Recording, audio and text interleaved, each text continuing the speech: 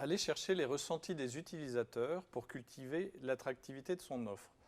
Bonjour Céline Favy-Huin. Bonjour Pierre. Céline, avec ton mari Sylvain, vous avez fondé en 2015 Philobject. Aujourd'hui, vous êtes accéléré par le Village by CA Centre-France et votre objectif est de permettre aux personnes non-voyantes et malvoyantes de se déplacer en autonomie. Ces derniers représentent entre 2 et 3 millions de personnes en France et 75 millions au niveau de l'Europe. Vous avez créé un objet, un outil qui s'appelle Virtuose. Est-ce que tu pourrais nous le présenter? Avec plaisir. Virtuose, en fait, c'est un plan qui est en relief, donc qui est fait en impression 3D, qui permet à une personne malvoyante ou non-voyante de pouvoir comprendre son environnement et d'être capable de s'y déplacer en autonomie. Ça fait appel au sens du toucher, parce que grâce au toucher, la personne, elle découvre peu à peu son espace et l'objectif est qu'elle se crée une image mentale de tout cet environnement. Et quand elle appuie sur les symboles, ça vient lui donner des informations sonores qui sont là pour enrichir sa compréhension du lieu. Ce qui fait que maintenant que la personne elle a son plan en tête et qu'elle sait à quoi correspond chaque symbole, du coup elle est libre de choisir elle-même le chemin qu'elle souhaite emprunter pour se déplacer. Alors au départ, Philobject, c'était de l'impression 3D, fibre de carbone, fibre de Kevlar en particulier. Comment on passe de l'impression 3D, 3D professionnelle, à Virtuose, à cette... Qu'est-ce qui fait que tout d'un coup, finalement, on change?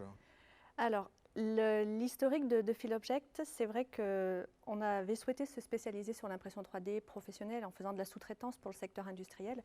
Et avec Sylvain, mon associé, on a des valeurs sociétales très fortes. Et en fait, on a souhaité apporter cette technologie dans le monde du handicap pour être capable de répondre à certaines problématiques, soit être complémentaire ou soit vraiment venir apporter des solutions nouvelles et innovantes. Et ça a été le cas avec Virtuose qui est entièrement fait en impression 3D. D'accord. En préparant l'émission, tu me disais que finalement, l'important, c'était d'aller chercher le ressenti des utilisateurs. Virtuose, finalement, c'est un produit que vous avez co-créé. C'est un mot qui est un peu galvaudé aujourd'hui, mais est-ce que tu peux me raconter un peu l'histoire de la façon dont ça s'est fait? Avec plaisir. Quand on a eu cette idée de créer ce plan, en fait, on est parti du constat qu'une personne malvoyante ou non-voyante, quand elle est dans un environnement qu'elle ne connaît pas, elle ne peut pas se déplacer seule. Donc on s'est dit, pourquoi pas leur permettre d'avoir cette compréhension du lieu et de leur offrir cette liberté d'oser explorer de nouveaux environnements. Mais on n'était pas capable de le faire seul, donc on s'est rapproché de laboratoires spécialisés en déficience visuelle, mais également d'utilisateurs, soit des salariés d'entreprises ou alors des utilisateurs d'associations. Avec eux, dès le départ, on a co-construit, comme tu as dit, ce projet par rapport au ressenti, par rapport à la hauteur des symboles. Notre objectif, nous, c'est que l'utilisateur final il soit capable de se déplacer seul. Nos clients aujourd'hui, ça va être les entreprises et les établissements qui reçoivent du public. Mais tu as justement dit, notre objectif, c'est vraiment l'utilisateur final. Alors, qu'est-ce qu'ils t'ont appris, les utilisateurs? Je crois qu'il y a les escaliers, par exemple. Oui. Euh, En fait, c'est une belle anecdote, les escaliers, parce qu'au départ, quand on s'était lancé un peu dans ce projet un petit peu fou, on nous avait dit, pour une personne déficiente visuelle, il faut absolument que ce soit à l'horizontale. Et on s'est dit, c'est dommage parce que nous, on arrive à avoir une qualité de finition qui est extraordinaire avec l'impression 3D. Donc on s'est dit, pourquoi pas faire un escalier en relief avec les marches. Et on a tenté et on a fait tester ça à différents utilisateurs, certains en leur expliquant que c'était des escaliers, l'autre en leur demandant ce à quoi ça leur faisait penser. Et systématiquement, ils nous ont dit que c'était des escaliers. On a fait une autre approche en disant, bah ça va être une salle de réunion. Ils nous ont dit non, c'est faux, ça c'est un escalier. Et donc, en fait, c'est grâce, si j'ai bien compris, à la technique dans l'impression 3D que vous arrivez à avoir cette finesse de... Exactement. À avoir cette finesse de... Les imprimantes professionnelles permettent d'être très, très précises. Nous, pour faire 1 mm, on met 10 couches. Donc ça nous permet d'avoir cette qualité-là. Un autre tour aussi avec les utilisateurs, c'est que quand on passe le doigt là dans le couloir, les portes, on les faisait à angle à 90 degrés. Mais sur 1 mm, on ne se rend pas compte. Sauf que quand on passe le doigt, ça accroche et c'est désagréable. Donc grâce aux utilisateurs et aux différents testeurs, on a arrondi ce passage de porte. Et comme ça, c'est beaucoup plus agréable. Ça n'accroche pas le doigt et ça reste quelque chose de correct. Ça veut dire que finalement, vous avez toujours un produit qui bouge? Oui. Et qu'est-ce qui fait qu'à un moment, parce que peut-être qu'un utilisateur ou un autre ont des besoins très différents, comment tu Comment tu fais pour se dire, ok, ça je le fais, ça je le fais pas? Faire tout le temps du sur-mesure, c'est pas si évident que ça. Alors, on va faire du sur-mesure quand on va représenter le plan du lieu. On essaye quand même de garder notre base par rapport au symbole. Il y a certaines choses sur lesquelles on ne déroge pas, comme les espaces de couloirs, de portes.